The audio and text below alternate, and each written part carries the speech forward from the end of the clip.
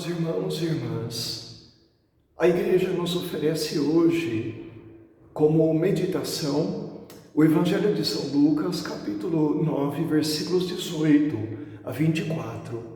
Ele se inicia afirmando que Jesus orava, em particular, cercado dos discípulos. Sabemos que Lucas sempre marca esses momentos de oração na vida de Jesus. Qual seria o motivo dessa oração? Lucas diz que Jesus, após a oração, pergunta aos discípulos: quem as multidões dizem que eu sou? E aí eles respondem que para alguns Jesus lembra João Batista, para outros ele lembra Elias, ou para outros ele lembra ainda um dos antigos profetas. Os biblistas afirmam, com razão, que muito provavelmente Jesus estava passando por uma crise na sua identidade como enviado do Pai.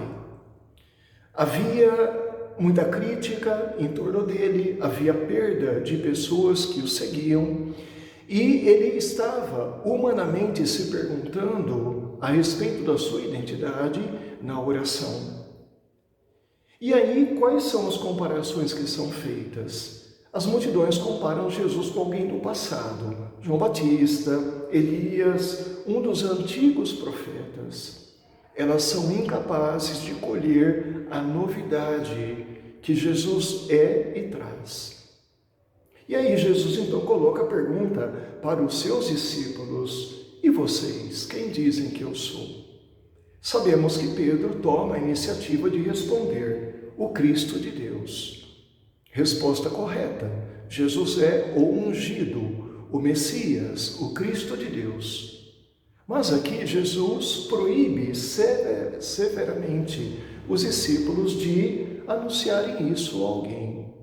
Qual o motivo dessa proibição? Mais ou menos ali, 2 séculos antes de Jesus se encarnar como ser humano, havia uma forte crise na profecia, no coração de Israel. Esta forte crise fez surgir movimentos apocalípticos. E esses movimentos apocalípticos apostavam na vinda do Messias, que instauraria o reino de Deus. Primeiro, ele destruiria os reinos humanos e depois ele instauraria o reino de Deus. Qual é o problema aqui?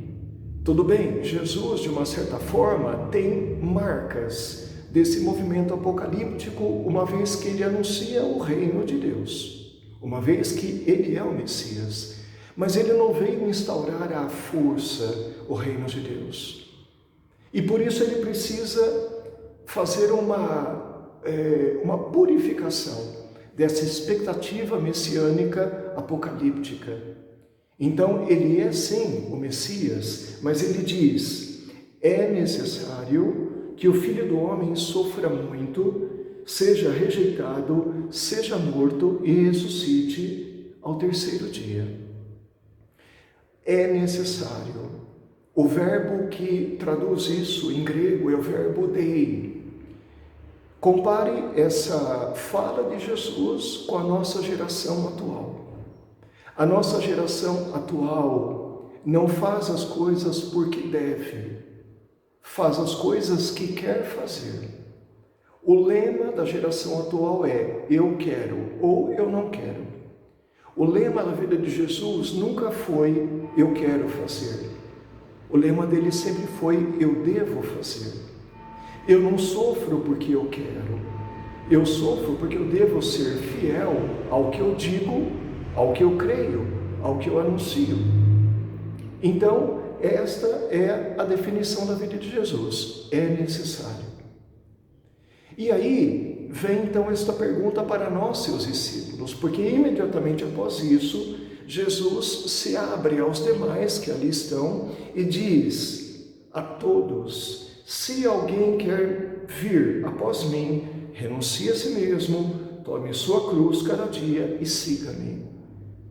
Percebam que responder quem é Jesus também significa responder quem nós somos. Supostamente somos discípulos dele. Se aquele a quem seguimos pauta a sua vida pelo é necessário, nós, discípulos dele, não podemos nos desviar do nosso é necessário. Lembremos que Jesus nunca procurou a cruz por ela mesma, nunca procurou a dor por ela mesma. Ele apenas não desviou da dor que atravessou o seu caminho quando isso exigia dele coerência, quando isso exigia dele fidelidade à vontade do Pai.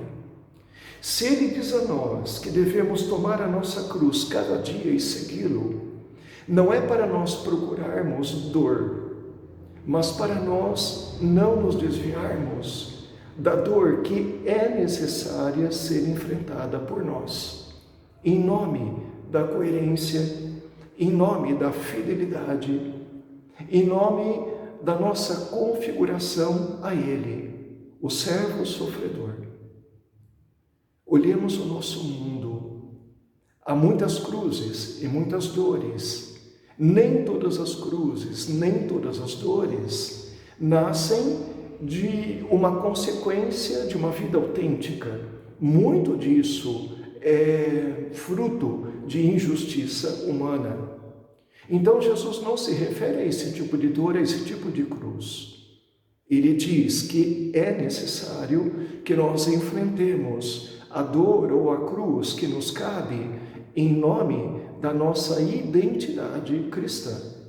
Uma vez que o nosso mundo é contrário aos valores do Evangelho, isso vai custar conflito, confronto, choque. E aí somos chamados a lidar com o nosso é necessário. Que nós então peçamos a Jesus esta graça de também na oração buscarmos cada vez mais ter clara a nossa identidade de seus discípulos. Que nós entendamos e que o Pai nos dê essa graça de sermos fiéis à sua vontade, de trilharmos como Jesus o nosso caminho, neste mundo que passa por tantas situações e marcado por uma forte inversão de valores, onde o princípio do prazer, eu quero, é a lei máxima do individualismo moderno.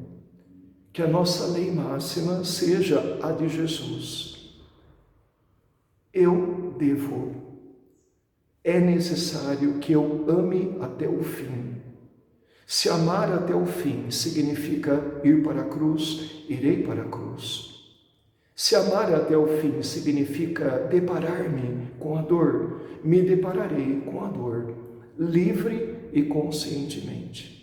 Que nós tenhamos também esta liberdade de consciência ao abraçarmos a cada dia a nossa cruz em nome da nossa configuração a Jesus Cristo, nosso Senhor e Redentor. Que a cruz dele, na sua força redentora, esteja presente na sua vida e cada vez mais traga a você a sustentação da graça de Deus para o seu ministério, para o seu serviço, para o seu caminho de discípula ou discípulo de Jesus.